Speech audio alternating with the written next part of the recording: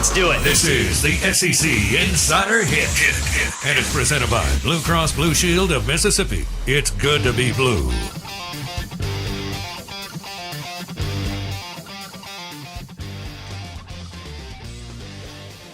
SEC Insider Hit this morning on the Out of Bounds show is brought to you by the Men's Clinic in Madison. 3 areas that they concentrate on: improving, increasing, and maintaining muscle. There is nothing a man can do that is more beneficial for his health than increasing his muscle mass. Also, decreasing inflammation. Inflammation increases in our bodies as we age. We're talking about the Men's Clinic in Madison. And maintaining a healthy gut. All at the Men's Clinic in Madison. Dr. Mike Manning, Dr. Cliff Adams will walk you through the process. themanthing.com. Feel better, get healthier at the Men's Clinic in Madison. Dr. Mike Manning and Dr. Cliff Adams. We want to welcome in our friend Mike Detillier, NFL Insider, NFL Draft, WWL Radio TV New Orleans. Mike D joins us on the Farm Bureau Insurance guest line, coming off a big NFL draft. And Mike D, let's start with the winners. Give me 2 winners from this past weekend. I like what Seattle did. I always look at for a team that's just a bit and a piece away. And, man, coming off a year where they hit gold on draft in 2022, they did it again. Getting Devin Witherspoon from Illinois, and it was close with me with him and Gonzalez. Witherspoon was the better player. Gonzalez had the better measurables. But, man, Devin's a playmaker out there. And I think it's going to be real quick for him to transition from what he did at Illinois to the NFL. He's one really dynamite football player. And you can tell when you watch him on film and you break all that down, man, he's all over the field. And so I like that. Jackson Smith, Najigbu, I think will be a real nice addition too. He's a really strong route runner. He catches the ball well. He finds the open spots, and you add him and DK Metcalf and Lockett, you got something. They love to run the football, and so you pick up a big bruiser up front in Anthony Bradford from LSU. Had 2 different head coaches say Bradford was the most talented offensive lineman LSU had. Coach O said it, Brian Kelly said it. His problem was with his weight and his conditioning. So he's got to get that down, but he's perfect for what Seattle wants to do, and that's run the ball. And what they do, they go out and get Zach Charbonnet and Kenny McIntosh, 2 heavy-duty runners to add to the mix with Kenny Walker. And then you get an edge guy in Derek Hall from Auburn. But we all saw him when he was healthy. His ability to get up the field, get a pass rush, and run the field side to side is outstanding. So, man, I really liked what Seattle did. And I think at the end, they're going to make a strong move toward San Francisco in the West. I think it's going to be a lot tighter than people might want to think. Now, everything falls on the shoulders of Geno. Can he have back-to-back years like that? But, boy, they pieced a lot of stuff around him. And certainly Philadelphia. You look at this is a team that went to the Super Bowl, and then you come back and get the top player in this draft class in Jalen Carter. Now, you got to motivate him. You got to keep him focused. But he is special if you can do it. Nolan Smith is a guy from a health standpoint I have a little bit of concern about because he was nicked up quite a bit at Georgia. But, man, he's a great athlete. He can give you some edge pressure. Fantastic teammate. We all saw when he ran that sub-4 40-yard dash, how his teammates reacted in watching what he did. He's a great leader. So the health standpoint, to me, that's always a little bit of a concern with him because he did have some difficulties staying healthy, but he's a really good player. And then you throw in, Tyler from Alabama, big offensive guard who can help you. Sidney Brown at safety. You pick up DeAndre Swift in a deal with Detroit. They really did well. Really did well. So, man, Philly and Seattle, to me, really stuck out. And I got to give a little props, too, to Houston because they haven't done a lot of clever things in the last few years. But, I think coming up with Will Anderson and C.J. Stroud, you got two strong building blocks for the future there with the Texans. Did they give away too much to get Will Anderson, Mike? If you would flip that trade and you pick Anderson 2 and CJ at 3, would we be squawking about it? And the answer is no. You got to give up something to get something.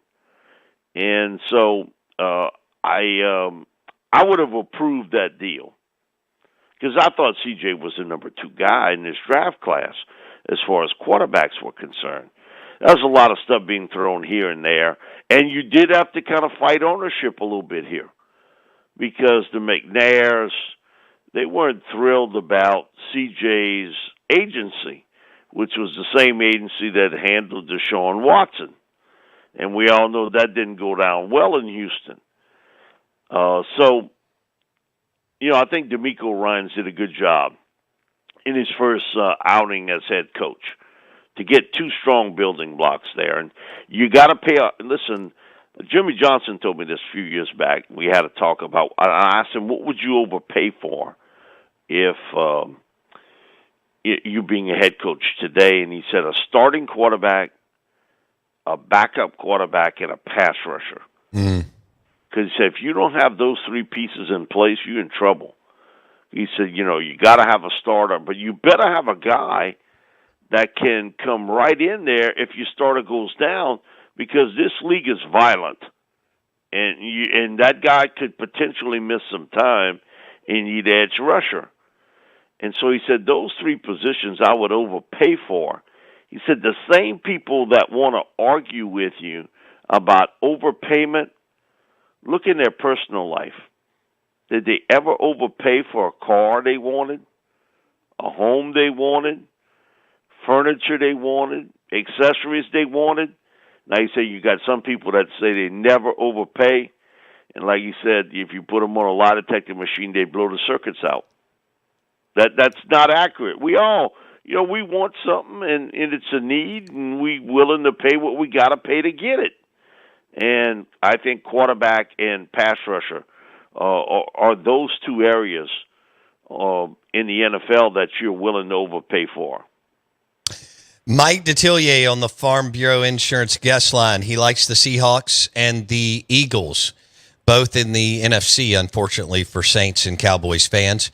Also, Mike, I'd add Cameron Young. I think he's going to be a really good defensive lineman for Seattle. He wasn't well coached at Mississippi State, but he's got a lot of talent, and that's been a hotbed for the NFL on the defensive side of the football. What about the losers? Give me 1 or 2. Man, because I think everybody got a little bit better come draft day.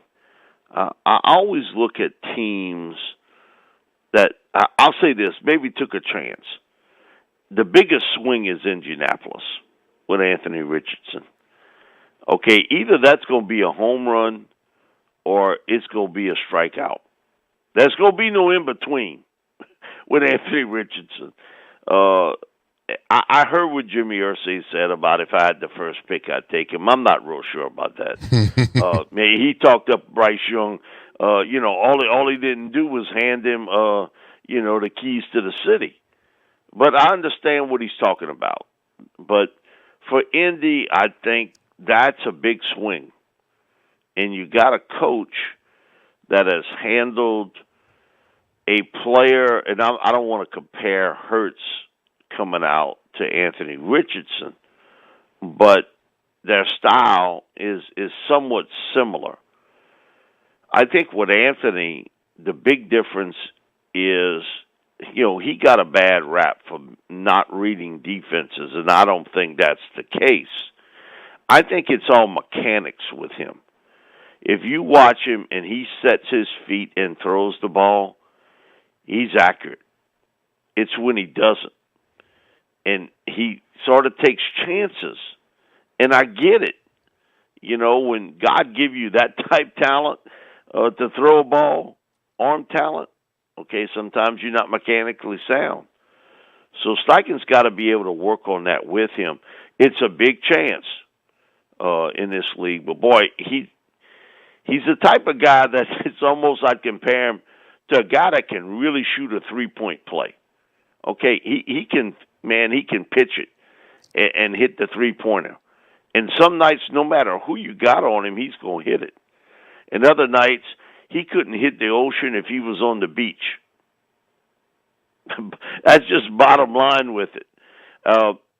The other team that I think really did well, and again, two more NFC teams, and with individual players. One is Atlanta getting Bijan. If you remember, pre-Arthur Smith being the offensive coordinator with the Titans, was Derrick Henry that big a factor in Tennessee? No. All of a sudden, Arthur comes in. It's like, what the hell are we doing here? Let's feed the big guy to rock. And he's going to do that to Bijan. I don't want to compare Derrick and Bijan, but I do think you're going to see Bijan emerge quickly as a star in this league because he's not only a terrific runner, but he's also something that Derrick's not. He's a really good receiver. He may be the best receiver Texas had coming out. I mean, he comes out the backfield. It's like an extended handoff. Atlanta's going to try to control the clock and insulate Desmond Ridder until they find out a little bit more about him. And second thing is Bryce Young at Carolina. He's going to go through the growing pains like every rookie quarterback goes through. But I guarantee you by midseason he's going to get it, and I think the Panthers are going to be breathing down the Saints' neck toward the end of the year. I think it's a dogfight between those two teams to win the NFC South. For once, I can say this, and almost I feel like stepping back from where I'm at. I think Arizona did pretty well. I haven't said that. That's been a long time, the Cardinals. And, I'm afraid maybe a lightning strike might hit. But I think they made a lot of the right moves to get themselves in a position where they are a little bit better than where they've been in the past. And getting, that big offensive lineman in Paris Johnson. I'm a big B.J. Ojolari fan. I got to see him at LSU, and I think he's going to be the hardest guy Brian Kelly's going to have to replace there. So I like what Arizona's done, at least to get themselves as a better football team across the board. And so I'm not crazy about what the Chargers did. Some people love Quentin Johnston. My thing is, in big games, where was he? Where was he in the national championship game? Keely Ringo, who was a middle-round pick, he had him in his hip pocket, okay, the entire game. He's just so erratic. It's not that he's not God-given skills that he doesn't have, but he's so inconsistent as a player. I'd have never picked Quentin Johnston that high. I think he's not a good prospect, but he's way too inconsistent as a route runner and a catcher for me. Okay. We're visiting with Mike Detillier out of New Orleans, covering the NFL for well over 30 years, talking NFL draft and all the fun that it brings to us as fans in the offseason. Your favorite pick by the New Orleans Saints, Mike?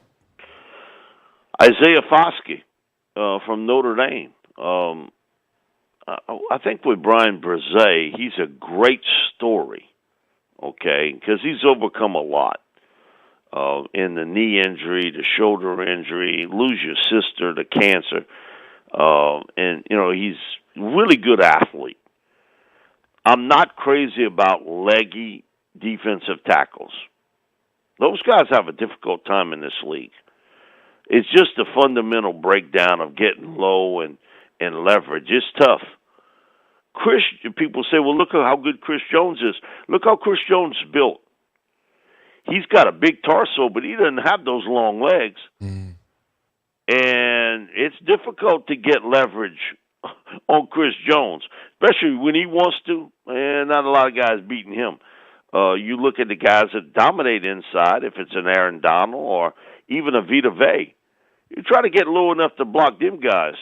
Just the way they built. Brezee's a tall, cut guy, leggy. And being leggy's great on the chase, but it's to get out of the battle. Foskey, man, I watched him. Name me another defensive player at Notre Dame today that was on that squad. I can't. So, okay, and you cover college football a lot, right? My thing about it is not a lot of people can. So I knew when I played Notre Dame, I got to do something to block him. One of the things Marcus did really well, moved him around. I thought was smart. He moved him left, right. Sometimes he was a 4-3 defensive end. Sometimes he was a stand-up outside linebacker. He can rush a quarterback. Physically who he looks like to me a lot? The late Will Smith. Oh, wow. Just take a look at his build and remember what Will was built like. There's some similarities build-wise. And he was productive at Notre Dame. It was no potential. It was production with him. And so I like the Foskey pick because I think he can give you some edge pressure quickly, and he's versatile. And he didn't miss no time. He answered the bell. Mm. So I like that part of, okay, other teams know that you're there, and you still making the plays. Mike Detillier on the Out of Bounds show and the Farm Bureau Insurance guest line. All right, we'll wrap it up with this. Emmanuel Forbes just had an insane career at Mississippi State.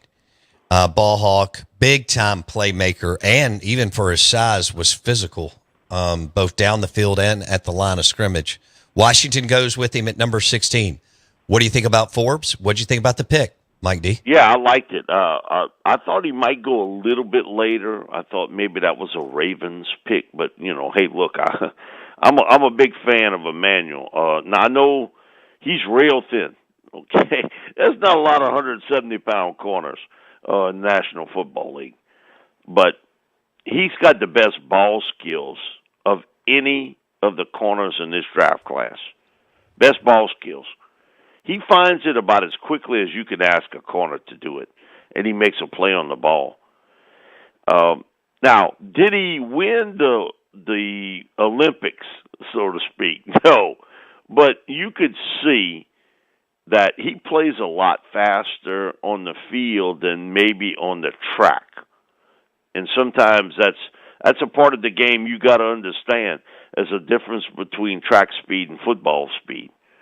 So I'm a big fan of Emmanuel. I think he comes in, he's going to start real quickly for the Commanders. He is a really talented cover corner. He's confident. He's ball skill at the highest level. Now, will he be out physical at times? Possible. Because, again, you don't have a lot of meat on the hoof, because I think he played most of his career. That second number at Mississippi State was 6. He was 165, 168 pounds, somewhere in that range. I wonder, Mike, if he can I think he can get over 180, just with NFL training and still maturing. I think he can get up to the 183 range, 4 type deal, maybe a little bit, somewhere in there. What would you, if he can get there and sustain it, how would you look at that? Yeah, in some guys' metabolic system, it just works differently. As we get older, we know that ain't worth a damn.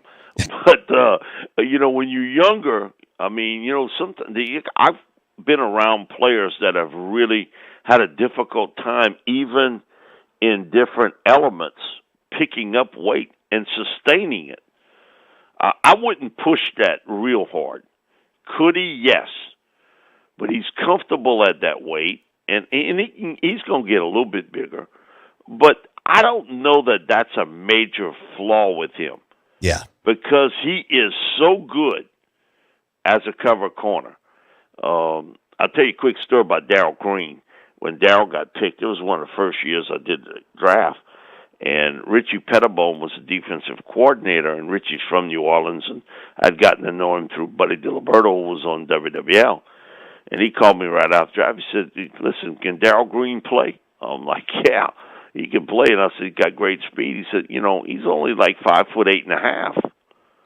And I said, "Okay." He said, "Well, there ain't nothing I can do about that size."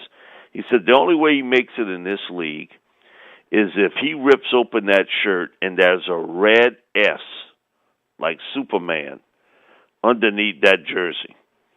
Well, after 2 practices, Richie calls me back, and he says, "Listen, I'm going to keep this short and sweet. He got the red S." Meaning Darryl Green was Superman. And you think about it, you play that long in this league, and all these king-size receivers, and he's 5'8.5". Remarkable. Oh, I loved watching him play. I loved watching him play in the 80s. He was as good as you're going to get for a littler guy. And so the big thing about Forbes and his weight, and I've had other scouts who kind of double-check the SEC question me about it. My thing is, did you see any time it hurt him? No. He just made plays. And ain't nobody picked on him either. No. That's the man. Ed Reed used to always tells me this every year. He said there's 2 signs of respect in the NFL if you're a defensive back. One, he said, first of all, cookie. That's what he called me. He said, one of all, cookie. He said, they pay you. And he said, secondly is they don't throw the ball at you. I love it. Man, how much fun was Ed Reed to watch play, and Darryl Green. In the 80s, I loved watching Lawrence Taylor, Ronnie Lott, and Darryl Green play ball because we got NFC games down here. Mike D, thank you, buddy. Appreciate it. Appreciate it. Thank you, Bo. Mike Detillier, WWL Radio TV New Orleans. He joined us on the Farm Bureau Insurance Guest Line. That interview was brought to you by SoundcomAV.com. We're watching their TVs right now. Sound and Communications. Top audio-visual company in the state of Mississippi, SoundcomAV.com. Check them out today. Oh, gosh, they've been operating for over 50 or 60 years in Mississippi, and their new place is right over there by RPT Commercial in Pearl. SoundcomAV.com. Sound and Communications. Hour number 3 in just a minute.